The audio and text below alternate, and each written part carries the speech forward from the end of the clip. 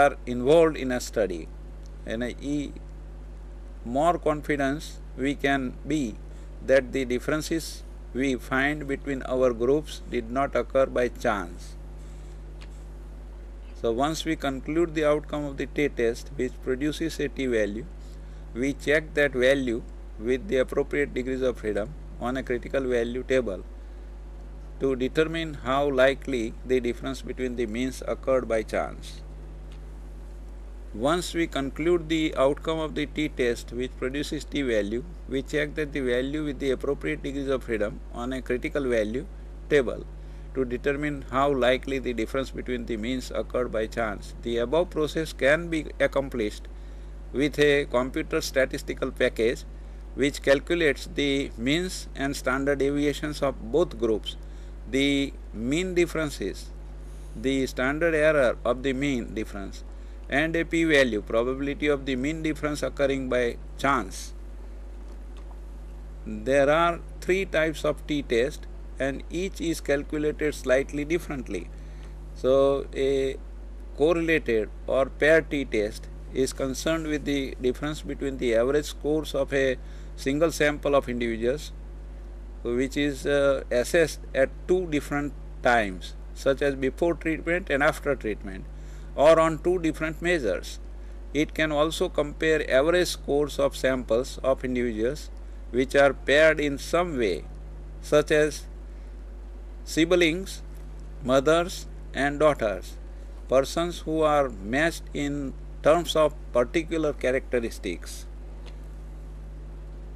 Now this is an independent t-test compares the averages of two samples that are selected independently of each other. The subjects in two groups are not the same people. There are two types of independent t-test, equal variance and unequal variances. Last time Professor Gajjar has given about unequal types I have also given. An equal variance t-test is used when the number of subjects in the two groups is same, which has been shown here in the picture, or the variances of two groups is similar, which has been depicted in the next figure. An unequal variance, separate variance t-test is used when the number of subjects in the two groups is different and the variance of the two groups is different, which has been shown here in the following figure. How do we determine which t-test to use? Are the scores of the two means from the same subject or related subjects? Paired t-test, dependent t-test and correlated t-test. Yes. No. Are there the same number of people in the two groups? No. And yes, if equal variance independent t-test, pooled variance independent t-test. No. There are the variances of two groups different? No. Equal variance is independent t-test, pooled variance is independent t-test, and there in this case F maximum has been taken, and significant test for the levels for F test, unequal variance independent t-test, separate variance independent t-test. So this is the picture t-test and different applications. In fact, this test was invented by a statistician working for the Brewer Genesis. He was called W.S. Gossett, 1867 to 1937, but preferred to keep NOS, so wrote under the name student. Hence we have student t-test, studentized range, etc. in the memory of the Gossett. Its formula is appropriate to Z when the sample is small, so that mu and s are based on the inadequate data. To distinguish this distribution from the idealized normal distribution, Gossett named the function the t-test, t-statistic, and the value of xi minus mu divided by s, where mu and s are estimates, was renamed from z to t. Hence, T is really just a special unrealized Z score. To identify a T score, you must also specify how many data points it comes from. A value based on 6 observations is far less reliable than one based on 6,000. Big difference plus a few small ones. The t-test is a parametric test. It assumes the data are normally distributed. There are several different versions of the t-test depending on exactly what assumptions you make about the data. T-test for testing the single mean, parametric test, t-test or z-test. Parametric tests are more efficient, powerful than non-parametric tests, but there are 3 restrictions on their use. First, the data must be measured at the interval ratio scale. Data must be drawn from a normally distributed population. And the third, data must be drawn in independent samples. Fourth, when you have 2 or more samples, the population from which the samples are drawn are assumed to have equal variances, the homoscedasticity assumption. H naught mu is equal to 1, or mu is equal to mu1 is equal to mu2, or mu1 is equal to mu2 minus mu2 is equal to 0, the population means, are equal or samples drawn from the same population, or there is no significant difference between them. So, a sample t-test, the t-test is x bar minus mu upon s of x bar. S of x bar is s divided by square root of n, where n is equal to this 1 degrees of freedom, one observation less, n minus 1. So this is how we know the t-test. So in t-test and z-test there is a difference between only in the denominator. T-test for sample mean when standard deviation unknown. Find a mean and standard deviation. State the hypothesis regarding the mean. Use the test statistic given below to find out the calculated value of t and compare it with table value of t. So t calculated x n bar minus mu upon sx divided by square root of n. So this is suppose we measure the example. Suppose we measure this sulfur content as a percentage of 115 samples of crude oil from a particular Middle Eastern area obtaining 1.9, and this has been given as observations. Assume that sulfur content are normally distributed. Can we conclude that the average sulfur content in this area is less than 2.6?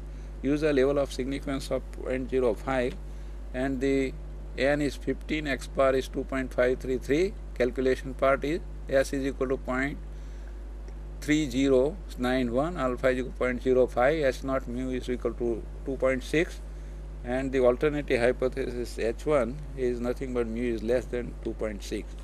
So the rejection region is on the left side, as we know, and this has been shown in the figure. One sample statistic x n mean, standard deviation and standard error of the mean has been given in this one. One sample test value 2.6, x t value is this, degrees of freedom 14, and this mean 2 tails difference, lower and upper part has been given up to 5% level. So testing for the difference in 2 population means, often we have 2 populations for which we would like to compare the means. Independent random samples of sizes n1 and n2 are selected from the 2 populations with no relationship between the elements drawn from the 2 population. The statistical hypotheses are given by h naught mu1 is equal to mu2 versus h1, that mu1 is not equal to mu2, or h1 is mu1 is greater than mu2, h1 is mu1 is less than mu2. So there are 3 cases which depend on what is known about the population variances. Case 1, known, sigma 1 square and sigma 2 square. The population variances are known for normal populations or non-normal population with both n1 and n2 large. In this case, the test statistic is to be x1 bar minus x2 bar z test, under the square and the denominator it is the square root of sigma 1 square over n1 plus sigma 2 square over n2. So this is case number 2. The populations are unknown but are to be and the populations are unknown but the variances are same in normal population. This case we pull our estimates to get the pulled two sample variances, n1 minus n1 into s1 square plus n2 minus 1 into s2 square divided by n1 plus n2 minus 2. Last time this has been given by Professor Gajjar. So this and the test statistic is to be t is equal to x1 bar minus x2 bar divided by sp square pulled 1 into 1 upon n1 plus 1 upon n2, which has a t distribution on n1 plus n2 minus 2 distribution if it is true h naught. Case 3, sigma 1 square and sigma 2 are known and unequal normal populations. In this case the test statistic is given by x1 bar minus x2 bar divided by square root of s1 square plus upon n1 plus s2 square upon n2, which does not have a known distribution. So the amount of solar ultraviolet light of the wavelength from 290 to 320 nm which reached the Earth's surface in the Riyadh area was measured from independent samples of days in cooler months October to March and in warmer months April to September. Cooler one the observations are given, warmer one the observations are given, and assuming normal distribution with equal variances, test whether there is a difference in the average ultraviolet light reaching Riyadh in the cooler and the warmer months. Use a level of significance as 0.05. n1 is 15, n2 is 18, x1 bar 3.877, x2 bar 4.142, s1 is 0.751, s2 is 0.709, h naught mu1 is equal to mu2 against mu1 is not equal to mu2. The pulled two sample variance is sp square n1 minus 1 s1 square plus this turns out to be 0.531 and the test statistic is to be t is equal to x1 bar minus x2 bar divided by square root of sp square into 1 upon n1 plus 1 upon n2, which turns out to be minus 1.033. So which is given in the figure like this, and the group statistics has been given here and the standard error has also been given in this table form. So independent sample test has been given here by f test. Since the value of the test statistic is in the acceptance region, then h naught is accepted at alpha is equal to 0.05, it means that there is no difference in the average ultraviolet light reaching Riyadh in the cooler and warmer months.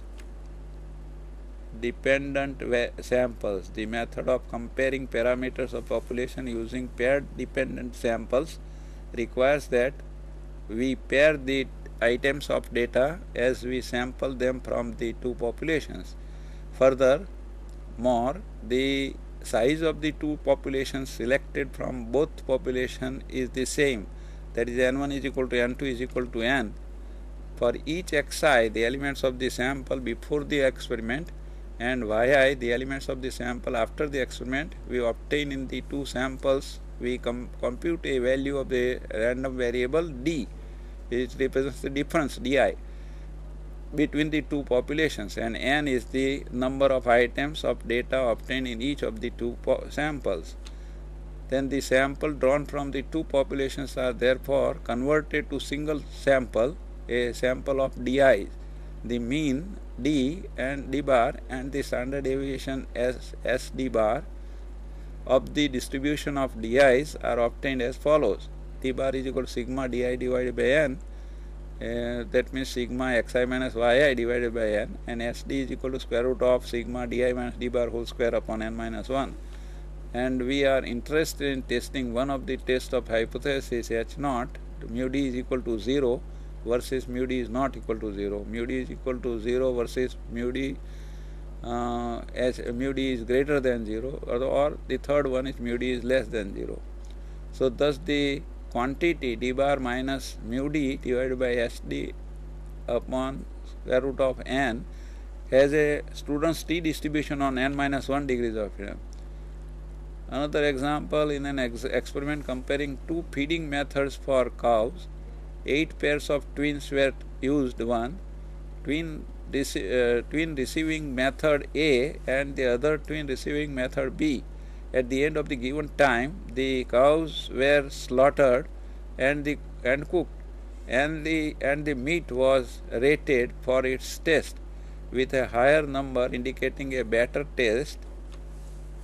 And twin pair has been given, 8 pairs have given. Method A, the weights are given, method B, weights are given, and assuming approximate normality test, if the average test score for cows fed by method B is less than the average test for cows fed by method A, use alpha is equal to 0.05, and this di and di square have been computed, and this h naught mu d is equal to 0 versus mu d is greater than 0 is done by a right side tail test, and it is d bar is equal to this, and sd is equal to d bar turns out to 4.875 and sd turns out to be 2.542, and the test statistic is t is equal to d bar minus mu d divided by sd divided by square root of n turns out to be 5.447.